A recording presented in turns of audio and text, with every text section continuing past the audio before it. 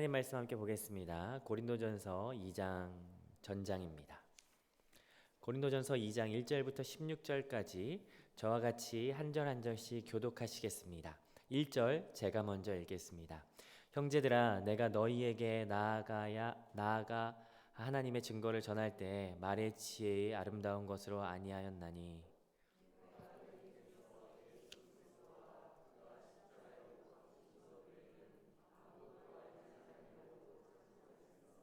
내가 너희 가운데 거할 때 약하고 두려워하고 심히 떨었노라.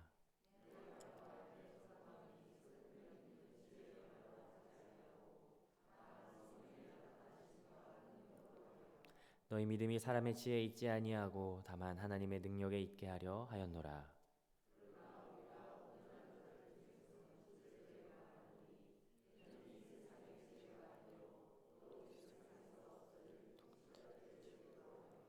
오직 은밀한 가운데 있는 하나님의 지혜를 말하는 것으로서 곧 감추어졌던 것인데 하나님이 우리의 영광을 위하여 만세전에 미리 정하신 것이라. 이 지혜는 이 세대의 통치자들이 한 사람도 알지 못하였나니 만일 알았더라면 영광의 주를 십자가에 못 박지 아니하였으리라. 기록된 바 하나님이 자기를 사랑하는 자들을 위하여 예비하신 모든 것은 눈으로 보지 못하고 귀로 듣지 못하고 사람의 마음으로 생각하지도 못하였다 함과 같으니라. 오직 하나님이 성령을 이웃을 우리에게 보이셨으니 성령은 모든 것 하나님의 깊은 것까지도 통달하시니 사람의 일을 사람 속에 있는 영 외에 누가 알리요. 이와 같이 하나님의 일도 하나님의 영 외에는 아무도 알지 못하느니라. 우리는 세상의 영을 받지 아니하고 오직 하나님으로부터 온 영을 받았으니 이는 우리로 하여금 하나님께서 우리에게 주신 것을 알게 하려 하심이라. 우리가 이것을 말하거니와 사람의 지혜가 가르친 말로 아니하고 오직 성령께서 가르치신 것으로 하니 영적인 일은 영적인 것으로 분별하느니라. 육에 속한 사람은 하나님의 성령의 일들을 받지 아니하나니 이는 그것들이 그에게는 어리석게 보이며 또 그는 그것을 알 수 없는 그러한 일은 영적으로 분별되게 돼. 신령한 자는 모든 것을 판단하나 자기는 아무에게도 판단을 받지 아니하느니라. 누가 주의 마음을 알아서 주를 가르치겠느냐. 그러나 우리가 그리스도의 마음을 가졌느니라. 아멘. 우리 본문을 각자가 개인적으로 묵상하는 시간을 갖도록 하겠습니다.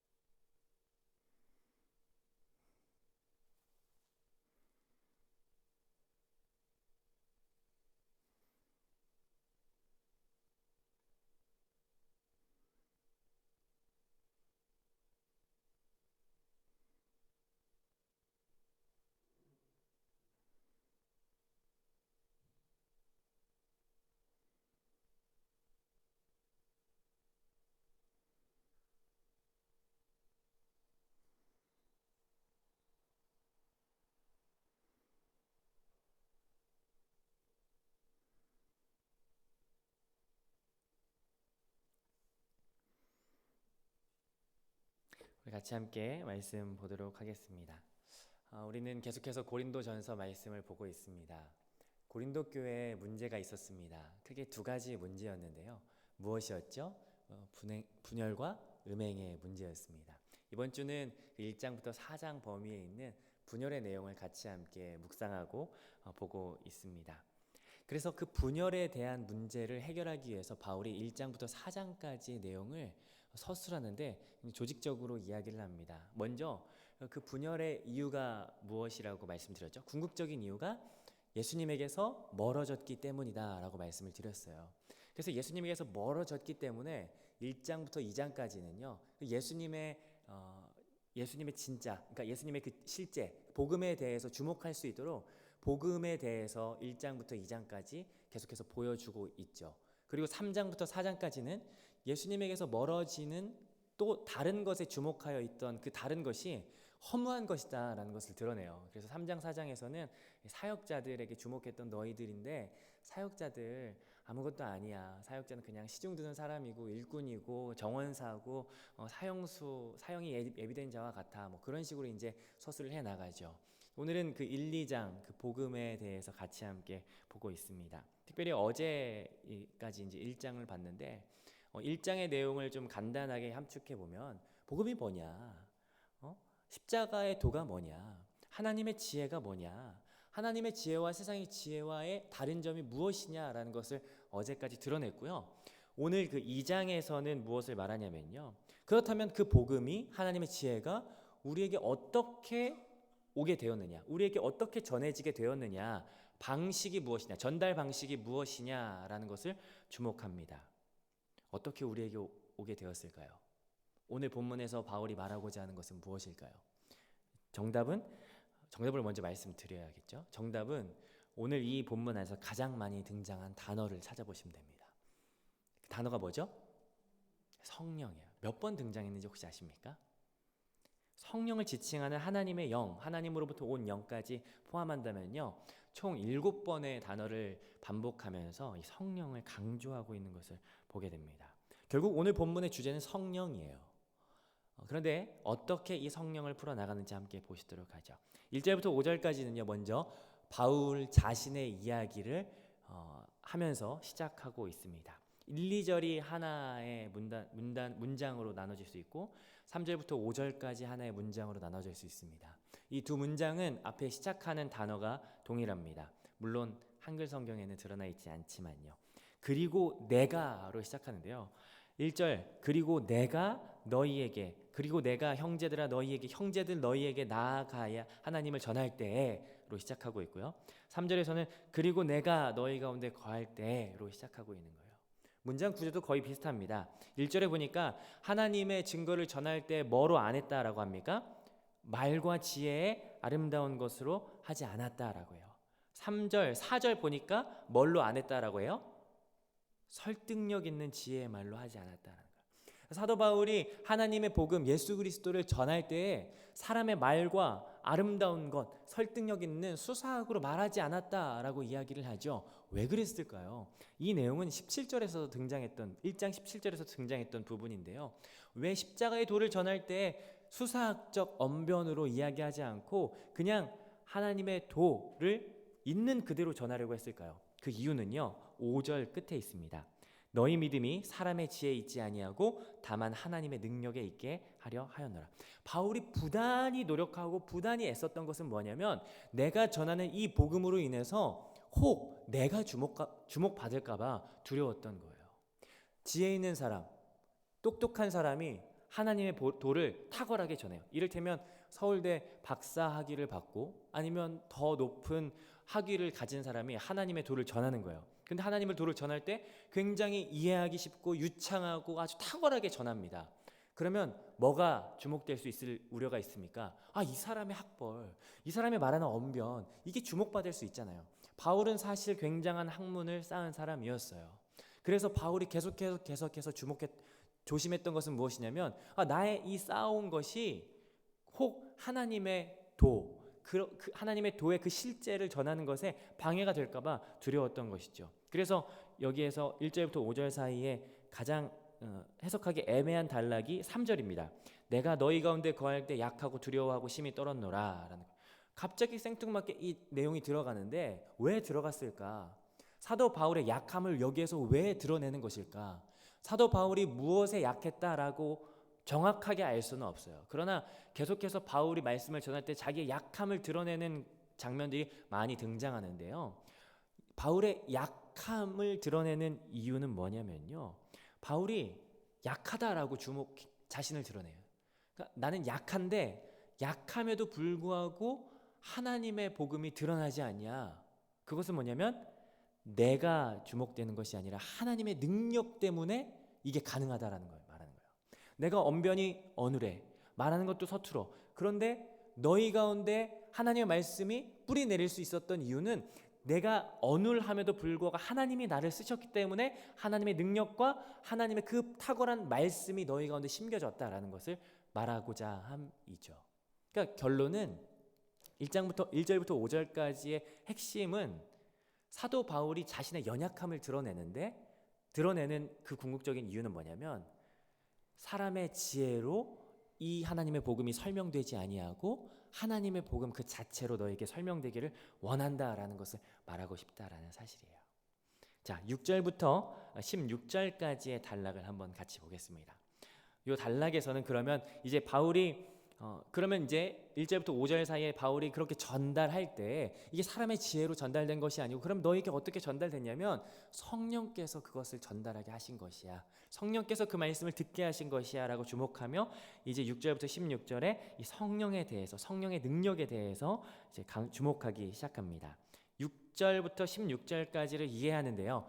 약간의 선행 이해가 필요한 부분이 있습니다. 바울이 사람을 분류할 때요. 세 가지로 분류합니다. 첫 번째는 혼적인 사람, 두 번째는 육적인 사람, 세 번째는 영적인 사람입니다. 바울이 이렇게 딱딱딱딱 구분한 건 아니고요.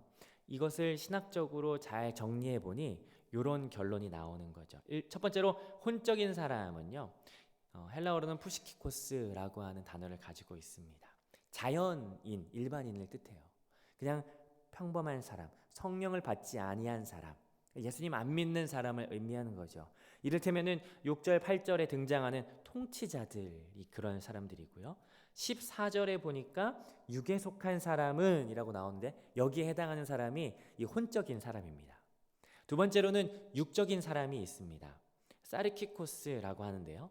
성령과 관계에 있어요. 그런데 미성숙한 사람.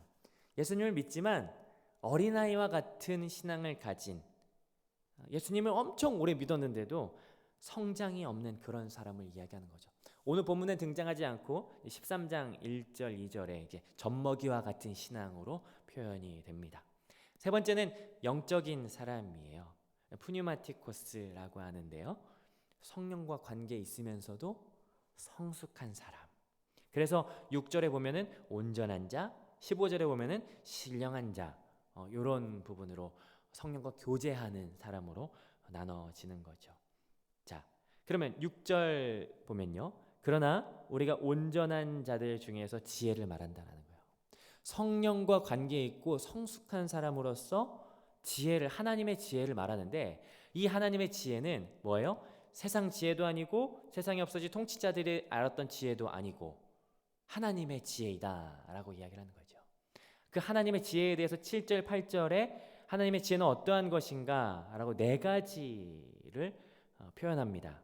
첫 번째 네 가지 특징인데 첫 번째 하나님의 지혜의 특징은요. 7절입니다. 은밀한 가운데 있었다라는 거예요. 은밀한 가운데 있었어요. 하나님의 지혜는 은밀한 가운데 있었습니다. 사람의 눈에는 감춰져 있지만 예수 그리스도를 통해서 드러났고 성령을 통하여 우리에게 계시된 지혜, 그것이 바로 하나님의 지혜의 특징이에요. 은밀한 곳에 있었어요. 두 번째 특징은 뭘까요? 곧 감추어져 있어요. 영원 전부터 계시될 그 시간까지 감춰져 있었다라는 거예요. 이것이 감추어져 있었다라고 하는 시간성의 이 비밀이 있는 것이죠. 세 번째 특징은 뭐죠? 우리의 영광을 위하여 만세전에 어떻게 하시다고요? 미리 정하신 것이다. 미리 정해져 있었어요. 단순히 갑자기 우발적으로 딱 등장한 것이 아니라 하나님의 계획과 하나님의 지혜로 말미암아 오래전부터 계획되어진 거였어요. 그리고 네 번째 특징은 뭐죠? 하나님의 지혜는 이 세상 통치자들, 세상 가운데 가장 지혜 있다라고 하는 통치자들에게는요, 한 사람도 알 수가 없었어요. 이것이 네 번째 특징입니다. 이것이 하나님의 지혜인데, 그러면 자, 하나님의 지혜, 이것은 어떤 것인가? 9절부터 10절까지를 보면 그것이 이제 등장할 수밖에 없는데요. 9절 10절은요. 이 문장 구조가 그리고 단어가 좀 모호하기 때문에 제가 의역을 해왔습니다. 9절부터 10절까지의 내용을 제가 의역해서 한번 읽어드리겠습니다. 우리는 이 시대의 통치자들 그 어느 누구도 이해하지 못한 하나님의 지혜 곧 십자가에 못 박히신 그리스도를 말미암은 구원을 전한다. 그러나 기록된 것처럼 하나님의 방식에 대해 누구도 볼 수도 들을 수도 이해할 수도 없는 방식, 이것이 바로 하나님이 자기를 사랑하는 자들을 위해 예비하신 방식이다라고 하죠. 하나님께서 우리에게 전하신 방식, 누구도 볼 수도 들을 수도 없었던 아주 독특하고 탁월한 방식, 그 방식이 뭘까요? 하나님의 지혜를 우리에게 전하게 하시는 하나님의 독특한 방식, 오늘 본문의 핵심, 성령으로 말미암아 우리에게 전달되었다라고 하는 거예요. 그래서 10절부터 마지막 절까지 이야기하는 거죠. 세상의 영으로는 하나님의 것을 이해할 수 없어요. 하나님의 일은 하나님의 영으로밖에 이해할 수 없죠. 마치 사람의 일은 사람의 영이 가장 잘 아는 것처럼. 그렇다면 하나님의 일을 이해하는 데는 하나님의 영밖에 없어요. 그래서 하나님의 영이 우리에게 임하셨을 때에 우리는 하나님께서 열어주신 만큼 하나님의 놀라우신 비밀을 이해할 수 있는 거죠. 그 독특한 하나님의 방식, 그것은 바로 성령이 우리에게 임하셨다라는 사실입니다. 오늘 본문이 그것을 이야기하고 있는 것이죠. 육에 속한 사람은 하나님의 일을 이해할 수 없습니다. 그러나 하나님으로부터 난 자, 성령의 사람들은, 성령을 받은 자들은 성령, 하나님의 일을 이해할 수 있다라고 하는 사실을 여기에서 보게 됩니다. 하나님의 지혜, 놀라우신 하나님의 지혜는요, 우리가 스스로 알려 할수록 알 수가 없어요. 세상의 통치자들이 그것을 알고자 얼마나 노력했지만, 그러나 하나님의 비밀은요, 계시하셔야만 볼 수 있어요. 어제 그 계시라고 하는 용어를 언베일링이라고 말씀을 드렸었는데, 커튼이 쳐져 있는 거예요. 하나님이 열어주신 만큼만, 커튼을 열어주신 만큼만 우리가 그것을 알 수 있고 경험할 수 있는 것이죠. 그것을 우리에게 알 수 있도록 커튼을 착 쳐주시는 분이 있어요. 그 누구십니까? 성령님이시라는 사실이에요. 우리는 간혹 성령에 대해서 오해할 때가 참 많이 있습니다. 때로는 성령이 무슨 힘과 파워 뭐 이런 것처럼 인식할 때가 많이 있죠. 제가 대학생 때 이제 신학교에 가서 공부를 하면서 버스를 타고 어디를 갈 일이 있었어요. 가는데 제 옆자리에 나이 지긋한 어르신 한 분이 타시더라고요. 그분과 이제 대화를 시작합니다. 알고 봤더니 모 교회, 그러니까 여의도에 있는 모 교회 권사님이셨어요. 여의도에 있는 모 교회 권사님은 보통 분들이 아니십니다. 근데 저한테 이제 물어보시는 거예요. 학생 구원 받았어? 그럼요. 전 구원 받았습니다. 학생 성령 받았어? 그럼요. 성령님 늘 함께 저와 동행하고 계시죠. 그러면 이제 바로 성령 받았어와 연결되는 질문이 뭔지 아십니까? 그럼 방언해? 이렇게 가는 거예요. 성령 받았다 이걸 방언해? 이렇게 가는 거예요. 이거 뭐지? 이렇게 되는 거죠. 성령 받았다라고 하는 것이 방언한다라고 하는 것이 성령 받은 것의 증거는 아닙니다. 물론 성령의 은사 중에 하나이지만 그것이 꼭 일치한다라고 볼 수는 없어요. 왜냐하면 성령의 사역은 다양합니다. 그러나 오늘 본문을 통해서 우리가 확실하게 알 수 있는 성령의 가장 두드러진 확실한 사역, 그것은 뭐냐면요, 오늘 고린도 교회에 바울이 복음을 계속해서 가르치는 거예요. 그러면서 너희에게 그 복음을 다시 한번 알 수 있게 하고 이해할 수 있게 하고 그것이 너희 가운데 뿌리 내리게 하는 그 사역을 하시는 분이 누구냐? 성령 하나님이시다라는 거예요. 그럼 다시 말하자면 성령은 우리로 하여금 예수 그리스도를 주목하게 한다라는 사실입니다. 여러분, 우리가 엊그제부터 일주일 내내 계속해서 반복하는 게 뭡니까? 예수님을 주목해야 됩니다. 예수님을 바라봐야 됩니다. 예수님께서 멀어지면 안 됩니다. 이거 계속 반복하잖아요. 그래서 계속 오직 주만이 나의 반석, 나의 구원이시니 계속 반복하고 강조하는데 그게 잘 됩니까? 안 되죠. 마음 먹어요. 내가 오늘부터 예수님 바라봐야지 딱 마음 먹으면 이상하게 안 되는 일들이 막 생기죠. 이를테면 청년들에게 계속해서 성경 읽기 계속 권면하고 함께하고 있는데 청년들 성경 읽기 정말 힘들어요. 핸드폰으로 성경을 막 읽잖아요. 그럼 어때요? 까똑. 성경 읽다가 막 다른 거 막 해야 되고 우리를 분산시키고 우리의 관심을 계속해서 빼앗는 것들이 너무너무 많아요. 그래서 하나님을 주목하기가 너무 어렵습니다. 내 의지와 내 힘과 내 능력으로 하나님을 주목하고 하나님 바라보기가 얼마나 어려운가요? 여러분 경험하시잖아요. 내가 믿음으로 살아야지. 오늘부터 작심했어. 결심했어. 내가 오늘부터 하나님 바라보며 살 거야. 그러면 꼭 이렇게 막 욱하면서 화난 일이 생기죠.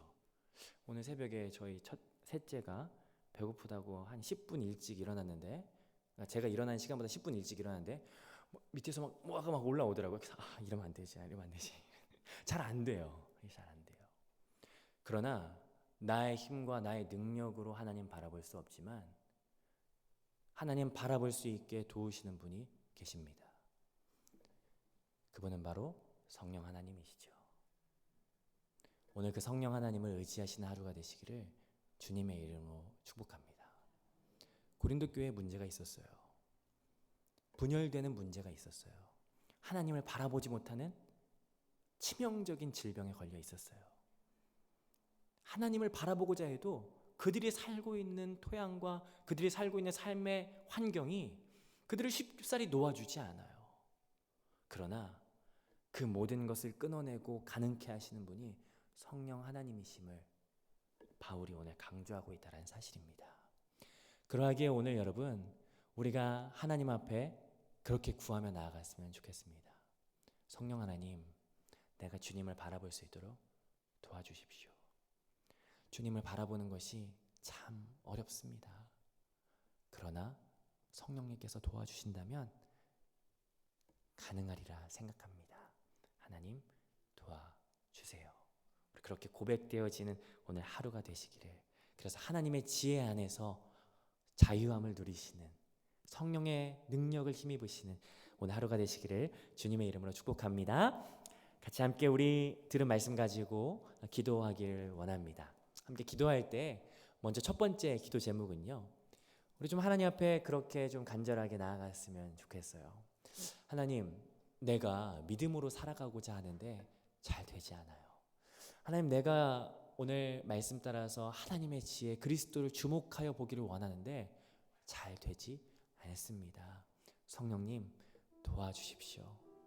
성령 하나님께서 내 안에 역사하여 주셔서 나의 시선이 온전히 하나님을 향하게 하시고 나의 마음이 온전히 하나님을 향하게 하여 주셔서 하나님 온전히 주님을 주목하는 오늘 하루가 되게 하여 주시옵소서라고 이 시간에 같이 성령의 능력을 구하며 함께 기도하기를 원합니다.